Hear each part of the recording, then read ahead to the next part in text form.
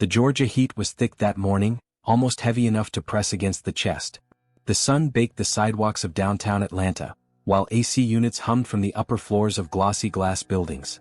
In the heart of the city, where Mercedes and Teslas lined the valet station like trophies of success, the Sterling Grand Hotel stood tall and immaculate, wrapped in the smell of lavender polish and fresh linen. Inside the lobby buzzed. There was a rhythm to it, a kind of silent ballet performed daily. A concierge guiding tourists toward elevators. A businesswoman barking into her AirPods while checking in. A bellhop wheeling expensive luggage toward the suites. And behind the front desk, Emily Carter, 29, blonde, focused, and never not perfect in appearance, monitored the scene with the alertness of someone who knew what luxury should look like. That was the word at the Sterling: appearance. Bradley Thompson, the manager on duty, was in his usual navy suit, a Bluetooth headset curled around his ear. His eyes darted constantly, scanning for anything, or anyone, that might disrupt the delicate image of excellence he'd worked years to preserve. Then, at exactly 2:17 p.m., the sliding doors opened. Marcus Washington stepped inside and the air changed. He didn't walk with the stride of someone who owned property in Buckhead. He wore a plain, oversized button-up shirt that had seen better days, slacks that hung loose at the knees and brown shoes whose soles were peeling. His beard was neat but gray-streaked, his eyes deep-set and calm. Too calm, like a man who had known silence in places where it was dangerous to speak. No luggage. No assistant. Just a folded piece of paper in one hand and something unreadable in his posture. Emily noticed him immediately. Her fingers paused above the keyboard. Bradley caught it too a few seconds later. His feet started moving before he knew where they were headed. "Can I help you, sir?" Emily asked, her tone practiced tight. Marcus gave her a soft nod. "Yes. I'm here to speak with the general manager." Bradley slid in beside her. "That would be me," he said with the kind of polite smile that didn't reach his eyes. "May I ask what this is regarding?" There was a long pause. "I'll explain upstairs," Marcus said. Bradley blinked. "Do you have an appointment?" "No, sir." "And you are?" "Marcus Washington." Bradley glanced at Emily, then at the nearby security guard, who was already watching the exchange from a few feet away. A murmur had begun near the lounge. A businessman nudged his colleague. A couple of young interns giggled near the elevator bay. "I'm sorry, Mr. Washington," Bradley said, smiling tighter. "This is a private property and we can't have loitering in the lobby." "I'm not loitering," Marcus said quietly. "You understand how it looks," Bradley continued, lowering his voice. "We've had issues in the past. I'm going to have to ask you to leave." Marcus stared at him for a second longer, then nodded once. He didn't argue. He didn't raise his voice. But his silence carried something dense. A weight. A history. Security approached. Guests looked on. Someone whispered the word homeless. Emily's mouth twitched. Bradley stood a little taller. Marcus turned and walked toward the exit, slowly, past the floor-to-ceiling windows that once reflected his mother's silhouette as she arrived through the back entrance every morning for her shift. She had cleaned every inch of this building over 3 decades, made beds, scrubbed toilets, restocked minibars, while management looked through her as if she were part of the wallpaper. She died 2 years ago in a subsidized apartment less than 4 miles away, her pension a joke, her life's work unacknowledged. Marcus had received the call while attending a private equity summit in Singapore. She never got to retire. Never got her name on a wall. Never got a thank you. So he bought the building. Not out of revenge, but for her. For everyone like her. And now, as he stepped through the doors, he knew this moment would echo far beyond the carpeted lobby. It would begin as a murmur, then a wave, then a reckoning. Because sometimes justice doesn't shout. Sometimes, it walks in with quiet shoes and tired eyes. And waits. The video went viral overnight. Captured on a guest's phone from across the Sterling Grand lobby, it showed just enough. A black man in worn clothes being gently yet firmly escorted out of one of Atlanta's most prestigious hotels. The sound wasn't perfect, but you could catch enough fragments. "You don't belong here." And the laughter. That part was clear. By morning it had 400,000 views. By noon it had a hashtag the man in the lobby. Emily Carter saw it while brushing her teeth, phone propped on the bathroom sink. Her thumb froze above the screen when she realized the video wasn't just a random internet moment. It was her. That was her voice. And Bradley. And Marcus. She stared at her reflection in the mirror, mascara wand hovering mid-air. For the first time in a long time, she felt something like shame tangle in her chest. Bradley, meanwhile, walked into the hotel like nothing had happened. "People record everything these days," he said to the assistant manager, who hesitated before nodding. "It'll blow over." But by lunch they were fielding calls. Not just from journalists but from head office, and that was rare. Sterling Grand was one of 20 luxury properties under a parent company based in New York. Usually, Atlanta was left to its own devices. Not today. By 3 p.m. the legal team arrived. For people in sharp suits, no smiles, clipboards in hand. And then came the cars. 3 black limousines slid into the circular drive, engines humming like a warning. A small group of well-dressed men and women stepped out. They didn't ask for help with luggage. They didn't check in. They asked to see the general manager. Bradley straightened his tie, confused. "I'm the general manager," he said. "Not anymore," the woman in front said, handing him an envelope. "Dismissal. Immediate. With cause." Security escorted him out this time, and the irony wasn't lost on anyone watching. Emily watched it happen from the side of the front desk, her hands trembling under the counter. She hadn't even had time to process what the envelope left on her keyboard meant: temporary leave pending internal investigation. By 5 p.m., word spread through staff chat groups. Guests whispered in the lounge. Housekeeping stopped mid-shift to text friends. The whole city seemed to feel the tremor. And at 6:11 p.m., Marcus Washington returned. He didn't walk through the lobby this time. He came through the executive entrance, dressed in a tailored charcoal suit, crisp white shirt and polished shoes. The kind that didn't scuff. He didn't wear a smile. He didn't need to. He was accompanied by his lead counsel, an older woman named Lorraine King, who wore dignity like armor. There were no grand announcements, no confrontations. Just quiet efficiency. Marcus requested a private room. Staff were summoned. The meeting began with a simple question. "How do you think guests are treated in this hotel?" No one answered right away. So he asked again, looking each employee in the eye. "How do you think people are treated?" The silence that followed was louder than the question. Across the hotel, subtle but significant changes started to take place. The portraits of past owners and founders in the hallway? Taken down. A wall of employee photos and years of service went up instead. Marcus made sure his mother's name, Gloria Washington, was at the top. 32 years. No promotion. No recognition. Until now. Behind the scenes, policies were revised. An anonymous reporting system was launched. Bias training became mandatory, not performative but led by real experts with real conversations. And while some employees resisted, many others surprisingly didn't.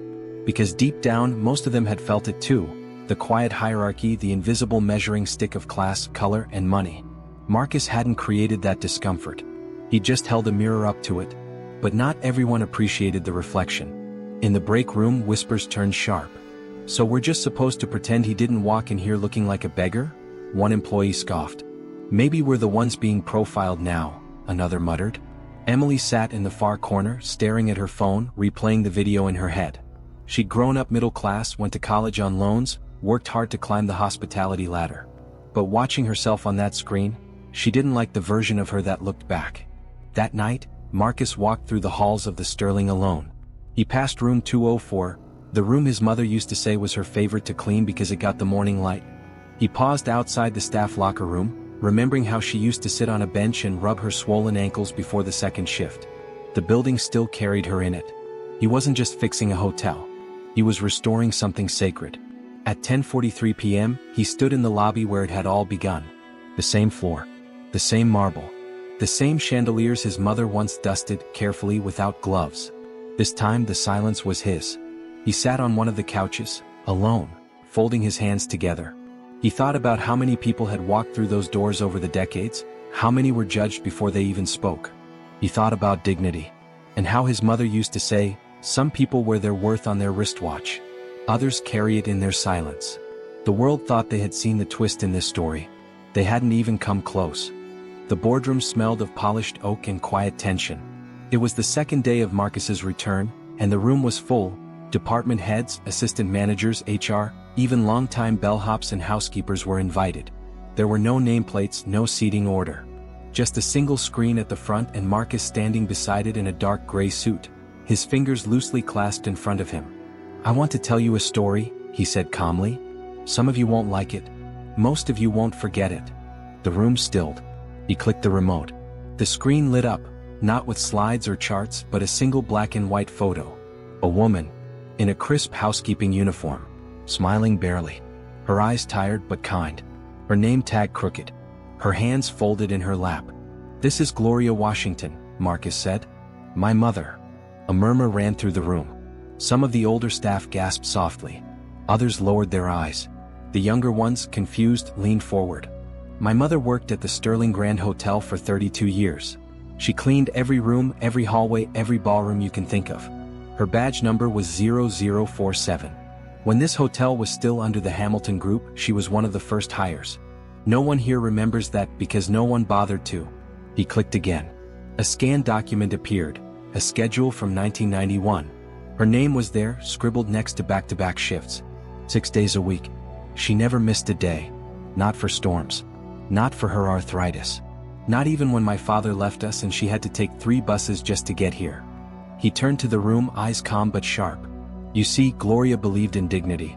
She taught me to shine my shoes and speak with kindness, even when it wasn't returned. She believed hard work spoke for itself." His jaw tightened slightly. "It didn't." He clicked again. A scanned memo. Employee request for promotion to floor supervisor denied. Dated 4 times over a span of 2 decades. Always signed by different managers. Always rejected. She applied to be a supervisor 5 times. She trained the women who later became her bosses. One of them used to ask her to stay late and finish her checklists. Another used to call her mama when guests weren't around. That same manager once told her, "You people are better at cleaning than leading." Gasp. A shifting in chairs. But Marcus's voice remained steady. She stayed anyway. Because she said this hotel gave her purpose. Because she believed, deep down, someone would see her. He clicked again. An old photo of Marcus, age 10, standing outside the hotel's back entrance with a backpack and a soda in hand. "I used to wait here after school. Sit in the back office while she changed into her uniform. I knew the smell of this place before I knew the smell of my own home. I saw how she was spoken to. Ignored.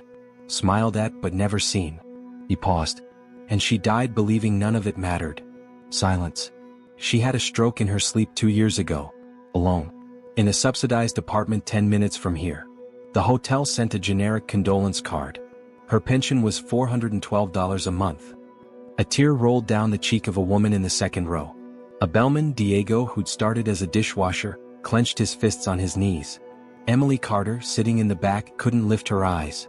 Marcus stepped away from the screen. "This place owes a debt. Not just to my mother, but to everyone like her. People who smiled while they were broken. People who held this building up and were treated like ghosts." He looked directly at the crowd now. "I didn't come back to punish anyone, but I came back to make sure no one else disappears inside these walls." He nodded once, quietly, and left the room. That afternoon, a staff-wide email was sent from Marcus's office. Subject line, Legacy Restoration Initiative. Inside were several initiatives: full review of promotion records, back pay investigations, new hiring and training pipelines from underrepresented communities, and a standing committee made up of housekeeping, security, and maintenance staff to inform policy changes directly. One line stood out more than any other. "This building stands because of people you never looked at twice." By evening, people talked about it in whispers, like something holy had moved through the air. Some of the staff wept privately.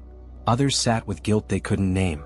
One housekeeper, Lillian, who had worked alongside Gloria decades earlier, requested a moment with Marcus. She was 70 now, bent at the spine, her voice crackled from cigarettes and time. "She used to hum when she cleaned," Lillian said, eyes glassy. "Church songs. Said it helped the loneliness." She touched Marcus's arm. "She'd be proud. You did what they never let her do." Marcus held her hand. "She's the reason I know how to walk into a room with my head high." Later that week, Emily Carter requested a meeting. Marcus agreed. She entered the office slowly.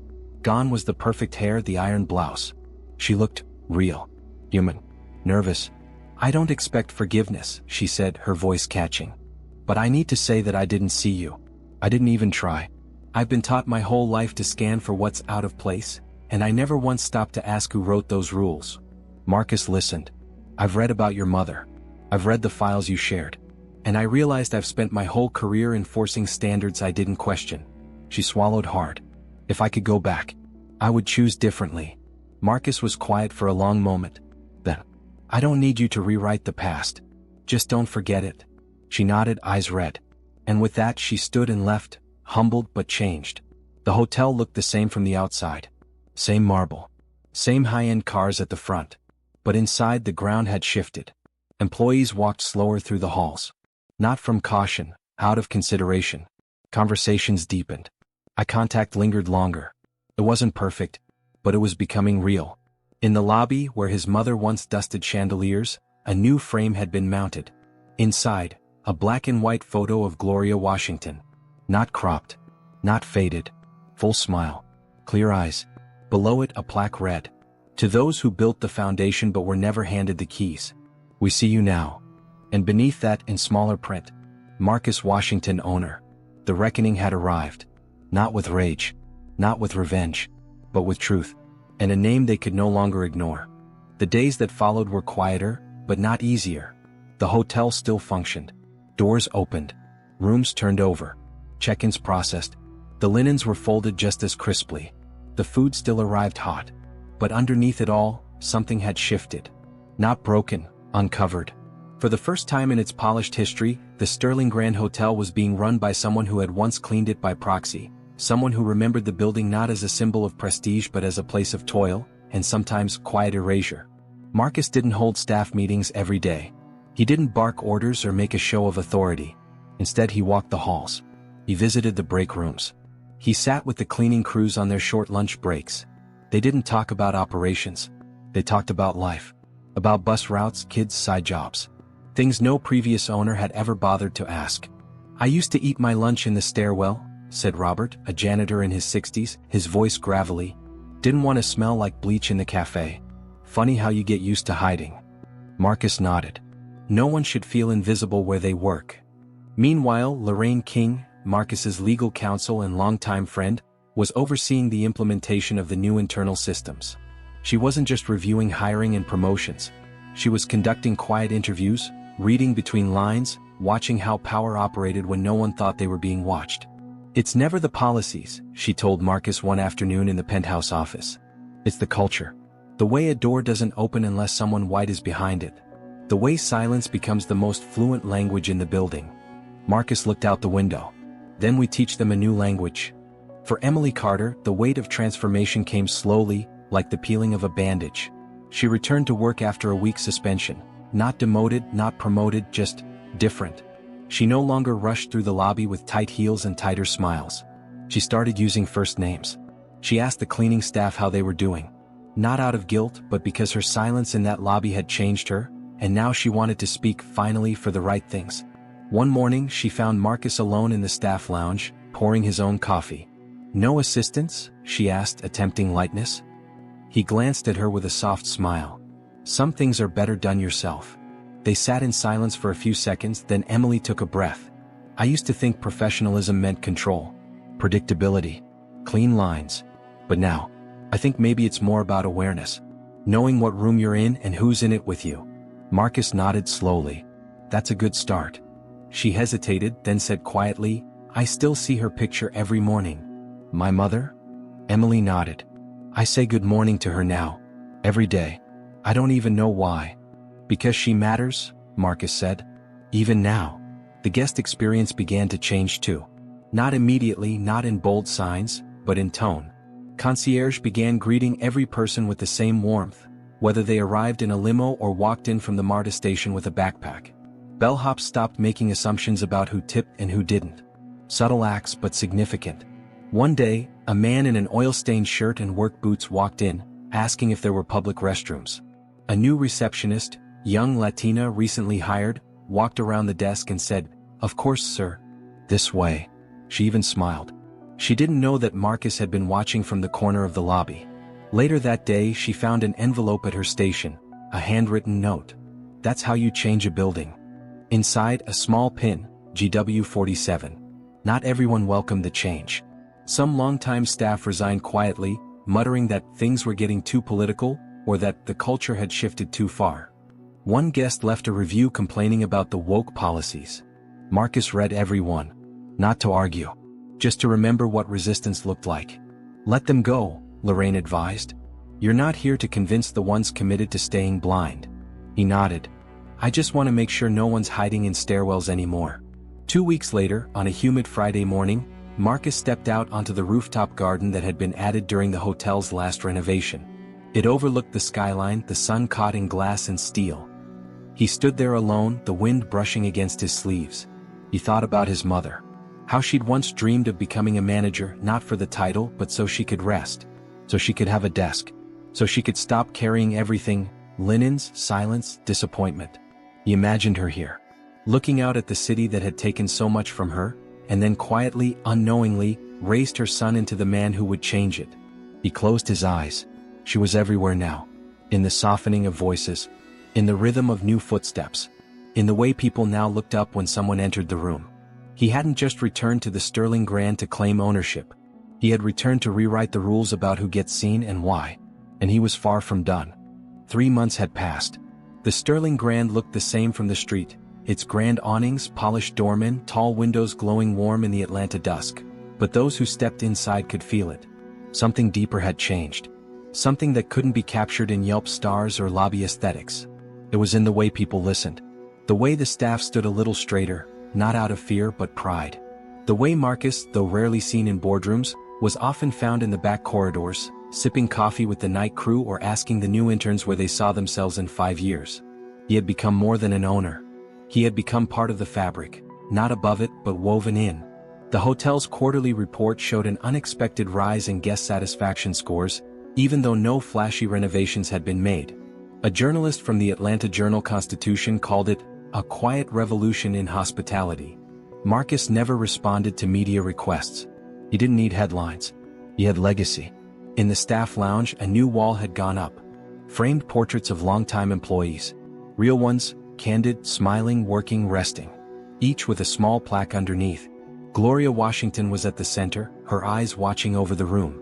Next to it, a quote in elegant script. Excellence isn't who you see at the front desk. It's who's been walking these halls the whole time. Emily Carter now headed guest relations. Not because she begged. Not because she was forgiven. But because she changed. She took the training sessions seriously. She sat with the housekeepers. She shadowed the night shift. She asked hard questions about herself, her role, the system she once defended. And when Marcus offered her the position, he said, "You earned this. But remember who's watching. Not me, them." She carried that with her every day. One morning, she placed fresh flowers under Gloria's photo. No cameras. No announcement. Just a small act of reverence. A bellman saw her and nodded silently. The new way wasn't loud. It was steady. It was real. Lorraine King prepared to return to DC, her job nearly done. On her last day, she and Marcus stood outside the back entrance, the same one his mother used all her life. "She'd be proud of you," Lorraine said softly. Marcus didn't respond right away. Then, "I hope she'd be proud of all of us. Not for what we've built, but for who we've started seeing." They hugged. No big speeches. Just gratitude. As she stepped into her car, Lorraine turned one last time and smiled. "And you still make a terrible cup of coffee." Marcus laughed, shook his head, and waved as she disappeared into traffic.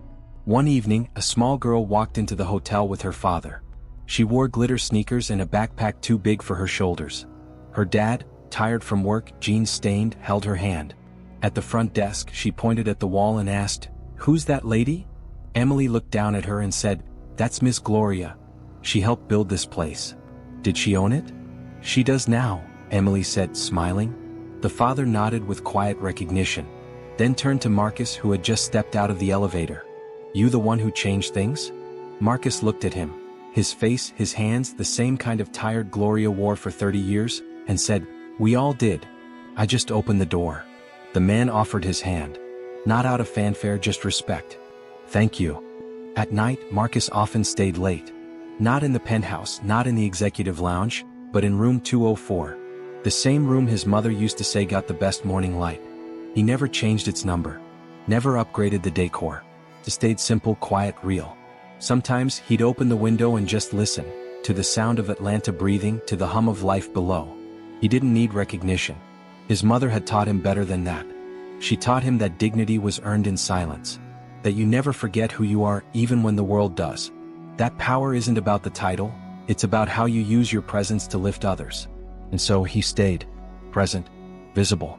A quiet owner of something greater than property, a legacy. Years later, guests still speak of the framed photo in the lobby. Of the man who once walked in wearing torn shoes and walked out a quiet storm. Children on field trips stop and point. Tourists take pictures. Interns on their first day are told her story. Not as folklore, but as foundation. Because some stories aren't just reminders. They're blueprints. And at the Sterling Grand, everyone knew the new rule by heart. You never know who's walking through your doors. So treat everyone like they own the place. And now they finally meant it,